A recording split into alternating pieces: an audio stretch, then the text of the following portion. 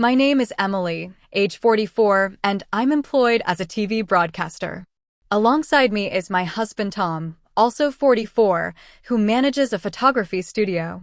Our journey began in high school, where we became each other's first and only significant other.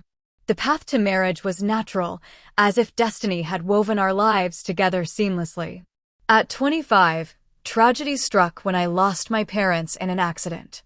In the aftermath, Tom's unwavering support was a lifeline, solidifying his place as not just a husband, but a familial anchor. Postnuptial, Tom relocated to my childhood home, a sanctuary left behind by my parents, where I found solace in our shared space. Our union bore fruit with the arrival of our son, bringing immense joy into our lives. Tom proved to be the epitome of an egalitarian partner, seamlessly balancing household responsibilities and childcare, a testament to his commitment to our shared goals. Yet amidst our bliss, a shadow loomed in the form of my mother-in-law, Jen. She couldn't reconcile with the sight of Tom, a man, taking charge of domestic duties. Reflecting on an incident a decade past, when our son was just beginning elementary school, Jen's presence escalated with the transition from nursery to elementary school. Logistical challenges prompted us to rely on her assistance in fetching our son home. Her frequent visits coincided with her husband Steve's retirement, affording them both ample free time. Jen, a staunch traditionalist, had embraced the role of homemaker, while Steve was less inclined towards household chores. Whenever Tom found himself in the kitchen, effortlessly whipping up meals, Jen's disapproval lingered audibly in muttered phrases like "a man's place isn't in a kitchen," or nostalgic remarks about how their generation wouldn't conceive of such occurrences. Upon my initial visit to their home, Jen wasted no time in expressing her expectation for me to relinquish my career aspirations, firmly rooted in her belief that women should prioritize homemaking. My role as a glamorous broadcaster seemed to irk her, contrasting sharply with her traditional view. Yet Tom, who had witnessed my passion for broadcasting since our high school days, remained steadfast in his support for my ambitions. Likewise, I championed his pursuit of photography, and our symbiotic collaboration felt organic and effortless. Navigating the challenges of nursery school proved to be a joint effort, but the transition to elementary school brought unexpected hurdles, particularly with after-school care proving less accommodating. This compelled us to lean on Jen's assistance more heavily as she began to frequent our home. Her critiques of household tasks became a common refrain, despite Tom's nonchalant responses defending our division of labor. Jen persisted in voicing her disapproval, often behind my back. Yet, recognizing her invaluable help, I chose to endure her comments in silence, opting not to engage in confrontation. Despite her traditional values, Jen had a surprising affinity for modern conveniences, proudly brandishing her smartphone. She boasted of being the sole owner among her peers, reveling in the ease of access it provided. "I'm ahead of the curve," she proclaimed enthusiastically, exploring the internet for various purposes. However, Jen's embrace of modernity seemed selective when it came to our family shopping habits, disapproving of our reliance on a delivery service for weekly grocery orders. She voiced her dissent. Her tune changed upon discovering the option to order groceries online, encouraging me to embrace this newfound convenience. During evenings when Jen lingered at our home while Tom and I prepared dinner, she often cited the need to return for Steve's meal, emphasizing his inability to dine alone. Steve's aversion to household tasks was evident, leaving Jen to shoulder the domestic burden. Curious about Tom's contrasting approach, I once questioned him about his cooperative attitude towards chores, given his upbringing. Tom's response shed light on his determination to avoid the complaints his mother had voiced about his father's lack of involvement. It was a lesson learned through observation of negative patterns. Jen's frustration with her husband's reluctance to contribute to household chores was palpable, contrasting with her amusement at her son's willingness to pitch in. Perplexed by her seemingly contradictory stance, I suspected that Jen found solace in airing grievances, prompting me to maintain a cautious distance. Little did I know at the time, Jen's mounting frustrations would eventually lead her to take drastic actions, such as selling our house without consent, revealing the depths of her desperation. That summer brought an exciting opportunity when my company extended an invitation for a 2-month business trip abroad to cover a sports broadcast at the World Championship. It was a rare chance that felt like the culmination of my hard work and dedication. Recognizing the significance of this opportunity, I turned to Tom for guidance. Amidst his own commitments, he expressed uncertainty about managing both work and caring for our son, John. It was then that Jen, who had been quietly listening, stepped in with an offer to assist. Despite lingering reservations from past encounters, the absence of alternative options left me with little choice but to entrust John's care to Jen. While considering the option of having Tom and John stay with Tom's parents, we realized the logistical challenges of commuting to school from their location. Ultimately, we settled on the arrangement of Jen staying at our home during weekdays to provide care for John. With this plan in motion, I embarked on my business trip, fully immersing myself in the sports casting work and achieving significant strides in my career. Here, exhausted and relieved to be back in the U.S., I trudged towards my home on a weekday afternoon, burdened by the weight of my suitcase. As I approached the entrance, I was met by Jen, who seemed oddly eager. Prepared to express my gratitude for her assistance during my absence, I was blindsided by her unexpected declaration. "This house sold for $300,000, so I'm taking the full amount." Stunned, I struggled to process her words. "Our house?" I questioned incredulously, hoping for some clarification. With a gleam in her eyes, Jen affirmed, "Yes, this house." "Well, actually, we don't technically own it." Her sudden backtrack only added to my confusion, prompting me to question the authenticity of her claim. However, Jen dismissed my doubts with laughter, insisting on the validity of her statement and brandishing the registration certificate as evidence. As she stood there, arms crossed and seemingly victorious, I realized that reasoning with her would be futile. Deciding to change tactics, I attempted to redirect the conversation. "Let's set that aside for a moment. Why are you selling it?" I inquired, hoping for some semblance of explanation. With a nonchalant air, Jen declared, "What belongs to the wife belongs to the husband, and therefore to me. I'm using it to build a new house." Her rationale, though flawed, hinted at a deeper agenda, leaving me grappling with a sense of disbelief and betrayal. As Jen's words echoed in the air, her bloodshot eyes filled me with a creeping sense of unease. The notion of a new house, one that belonged to both my husband and me, suddenly seemed tainted with a sinister undertone. Her resolve was palpable as she outlined her intentions, driven by a misguided sense of obligation to shield Tom from household chores. "I've raised him not to engage in such tasks. I won't allow him to do so in the future," she declared with unwavering conviction. As the pieces of the puzzle fell into place, it became clear that Jen's perception of Tom's role in our household had been distorted from the beginning. A simple act of solidarity when Tom had insisted on sharing household responsibilities shortly after our marriage had been misconstrued by Jen. In her eyes, Tom's willingness to contribute was a mere reflection of his residence in my house, rather than a genuine commitment to shared responsibilities. The concept of a working couple collaborating on household duties simply did not register in her worldview. Delving deeper into the situation, I discovered the underlying financial strain plaguing Jen and Steve.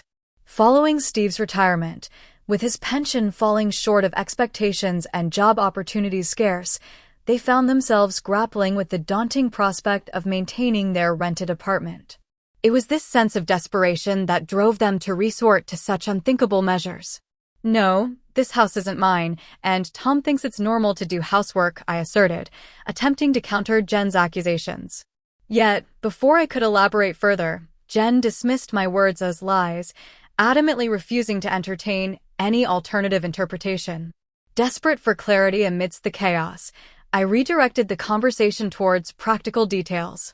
"Where did you sell it?" I inquired, hoping to gain insight into the situation.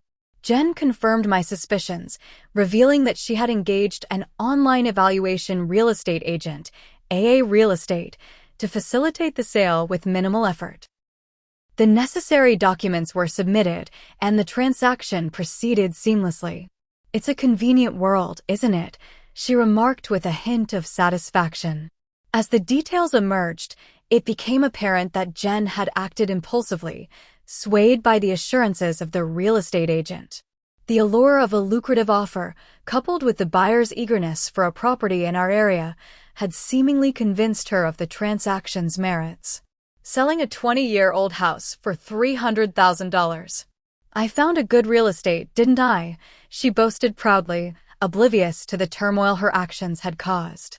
As I delved into my investigation, I came across a website for the real estate company that appeared legitimate. Attempting to confirm the validity of the sale, I dialed their number, only to be met with silence on the other end. Seeking clarification from Jen regarding her involvement, I demanded to know if she had physically visited the real estate company's address. Her response was dismissive, claiming that such visits were unnecessary in today's digital age. Determined to uncover the truth, I issued a firm ultimatum: visit the address in person the following day, or our discussion would cease. To my astonishment, Jen's tearful call the next day confirmed my worst fears. The purported real estate company was nowhere to be found. In its place stood a dilapidated wooden structure, devoid of life. Despite the gravity of the situation, I couldn't help but burst into laughter at Jen's folly. Upon her return, Jen confessed to her misguided actions, fueled by a misplaced sense of opportunity. Upon discovering the house registration certificate in my name during my absence, she had enlisted the services of the real estate agent. Their shameless assurances, coupled with Jen's naivety, led her to believe that the sale was legitimate, even without actual ownership.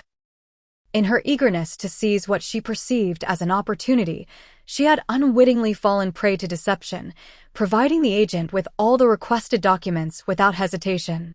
Upon discovering a potential buyer, the fraudulent real estate agents demanded a deposit, half of their commission fee, amounting to $4,800, equivalent to half of the $9,600 commission promised for the $300,000 sale. Concerned about the gravity of the situation, I promptly contacted the authorities to report the scam. 2 officers were dispatched to our home to investigate the matter further. To our dismay, the police officers revealed that such internet fraud, masquerading as legitimate real estate agents, had become increasingly prevalent. Their modus operandi involved offering free property valuations, soliciting official documents from unsuspecting victims, introducing a fictitious buyer, and then absconding with a hefty fee. It was a cunning scheme that preyed on the vulnerabilities of individuals seeking to sell their properties. With the proliferation of vacant houses and the ease of fabricating addresses for document delivery, such fraudulent activities had surged in recent times. The officers theorized that the fraudsters likely designated a postbox under a fictitious name to receive the documents. Trembling with apprehension, Jen cooperated with the police, providing them with vital information. However, their inquiry took a startling turn when the officer questioned Jen about the house deed. In a barely audible voice, she admitted, no, it was the original. The revelation left the officer visibly astounded, underscoring the severity of the situation and the extent of Jen's unwitting participation in the scam. As the police officer turned to me for clarification, I calmly denied any involvement in requesting the deposit. No, I didn't ask for that, I stated plainly. Despite Jen's visibly distressed state, the officer seemed to lean towards trusting my account over hers. She says she didn't ask for it. Selling things on your own isn't advisable, ma'am, he admonished, casting a disapproving glance at Jen, who remained silent, her lip bitten in remorse. Turning his attention back to Jen, the officer probed further about the deed registration. You sent a copy, right? Her barely audible response, no, it was the original, left the officer even more incredulous, his dismay evident as he exchanged a glance with me, silently acknowledging the gravity of the situation. Sensing the need for resolution, the officer inquired about filing a theft report. However, I declined, explaining that the document had no validity in the sale process. Actually, this house has already been sold to someone else, I revealed, elaborating on the legal changes that rendered the deed registration obsolete in such transactions. While I cherish the deed as a memento of my parents' legacy, its practical significance had diminished over time. With this revelation, the reality of the situation began to sink in, leaving Jen with a heavy sense of regret. As the reality of the situation began to dawn on Jen, she realized her misunderstanding regarding the deed and its implications. In her mind, the presence of the deed signified ongoing ownership of the house, unaware that its significance had diminished in the sale process orchestrated by the fraudsters. Faced with embarrassment and frustration, she turned her gaze towards me with a hint of resentment, questioning why I hadn't sold the house myself. Her muttered words stung, insinuating that my career choices had led to our current predicament. Meeting her gaze with calm resolve, I explained the true reason behind the sale: Tom's ambition to pursue his dream photography business.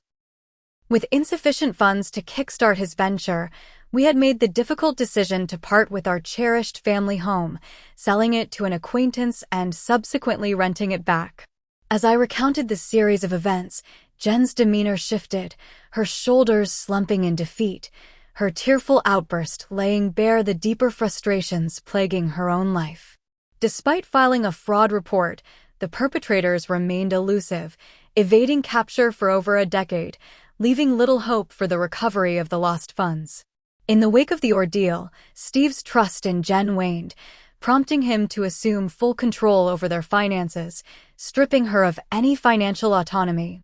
Jen found herself relegated to seeking Steve's approval for even the most basic expenses, a restriction she found suffocating and frustrating. Grappling with the consequences of her actions, Jen turned to Tom for solace, only to be met with a reminder of her own culpability. Bereft of disposable income, she sought employment through senior job listings, eventually finding fulfillment in teaching the elderly how to navigate modern technology. Despite her struggles, Jen's empathetic approach endeared her to her students, earning her respect for her ability to relate to their challenges and patiently guide them through the intricacies of smartphone usage. Though her circumstances had shifted dramatically, Jen found solace in her newfound role, finding purpose in helping others navigate the digital age.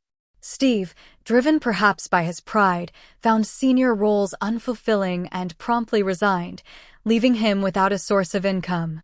Meanwhile, Jen's schedule became increasingly hectic, often leading him to tend to household chores as she attended to her commitments. Surprisingly, Steve discovered a newfound passion for cooking and is honing his skills in the kitchen. The dynamics in Tom's parents' household have shifted dramatically, yet both individuals seem to have found a sense of satisfaction in their new roles. In my own journey, following a successful overseas business trip, I've ascended the career ladder and now serve as the anchor for the evening news.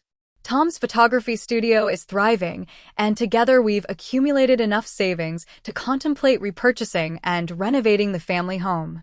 We remain grateful to our acquaintance who allowed us to retain ownership of the house despite the distressing ordeal we endured.